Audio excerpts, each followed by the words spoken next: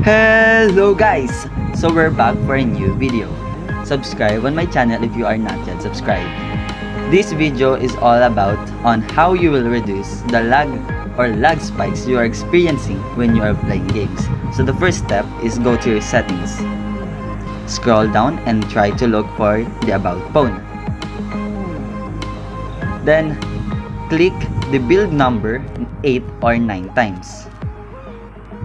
After that, go back and click other settings and you will see the developer options being unlocked. So click that. There we go. Then try to scroll down and look for the drawing. Then the window animation scale, transition animation scale, and animator duration scale, turn those animation off. Then scroll down a bit. Then you will see the first GPU rendering. Turn that off. After that, go back and restart your phone and you will see the changes that will happen on your phone. So that's for all today. Subscribe on my channel for a new video.